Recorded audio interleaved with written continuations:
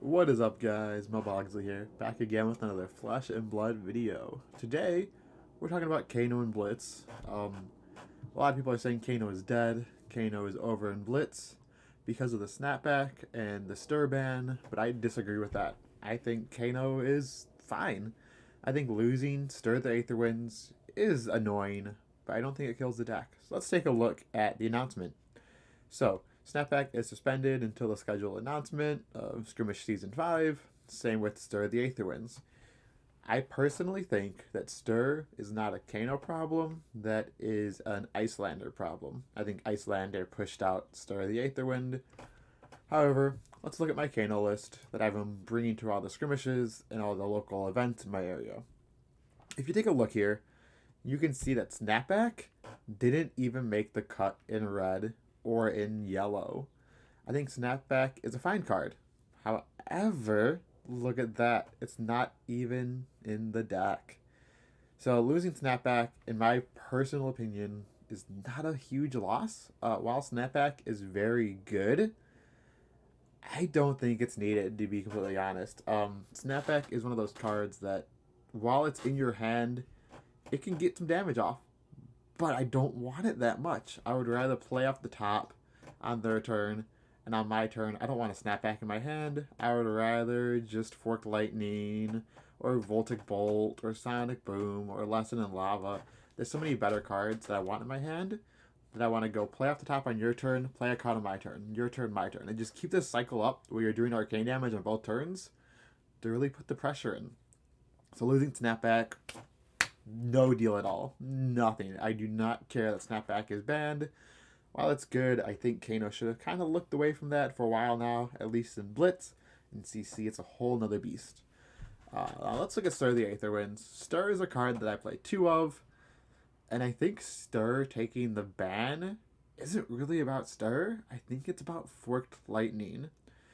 So one of the biggest combos in Blitz that everyone knows for Kano is Stir the Aether Winds into Forked Lightning, dealing a minimum of 10 Arcane. If you activate your staff, that's 12 Arcane.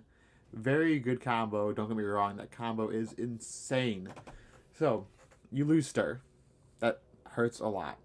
What does that also mean? I think it also means you have to cut at least one Forked Lightning. Forked is still good with Aether Flare and Aether Wildfire. So that's great, but you need a way to play it at instant speed, and it just makes everything tricky. So what do I think about this? I think if you lose the Stirs, you need to play Chain Lightning. So Chain Lightning is very similar to Stir, but it doesn't buff the next attack, it just deals 3 arcane damage. So you may play your next Wizard non-attack action card as though it's an instant. If you've played another Wizard non-attack action card this turn, deal 3 damage to each opposing hero. So it's nowhere as good as Stir, don't get me wrong. But it costs 1 less, it blocks 1 more, and it's a yellow.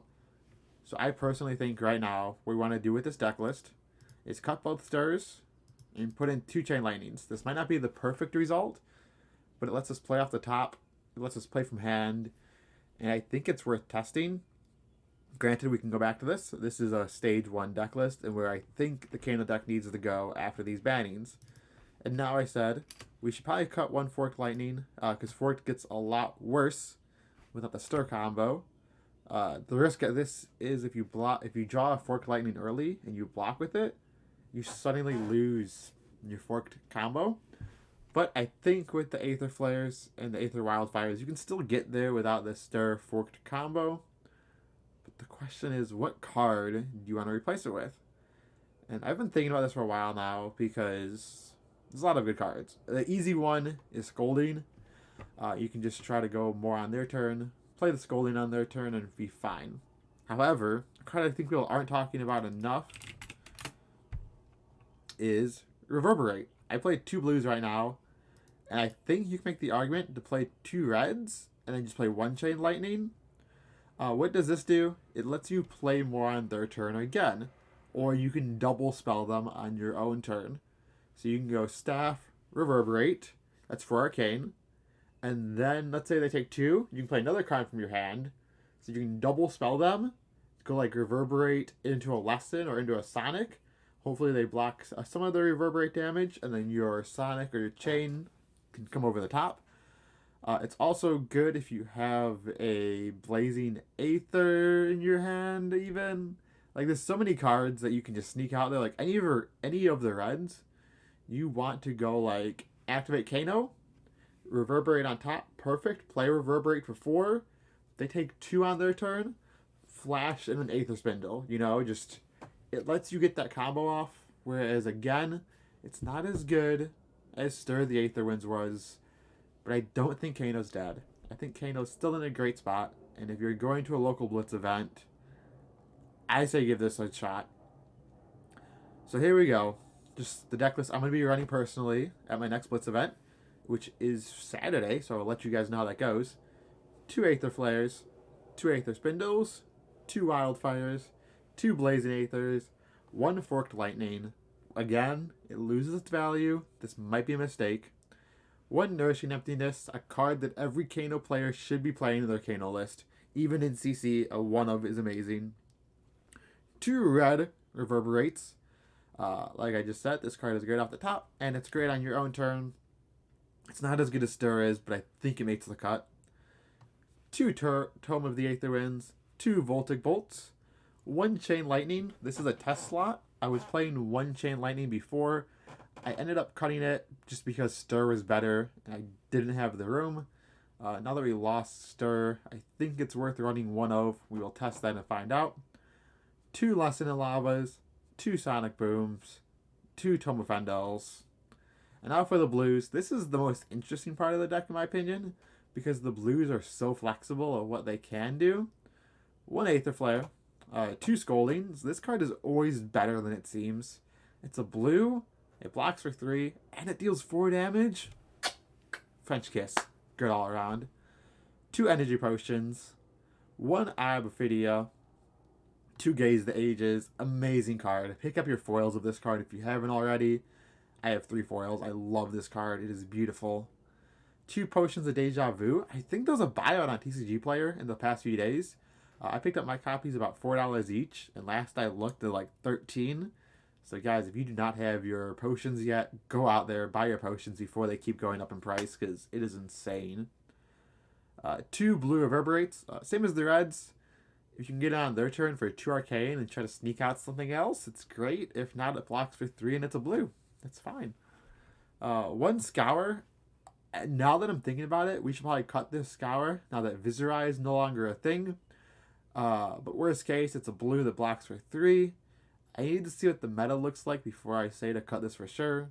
Because if Briar picks up, or if Prism picks up, or if Chain picks up, you need these Scours. Scours will win you those matchups. But without those, it's okay. Against Kasai, it's pretty good because you can blow up their copper tokens or their silver tokens, depending what they're making. So I think Scour is still a 1 of, but it feels bad against some decks.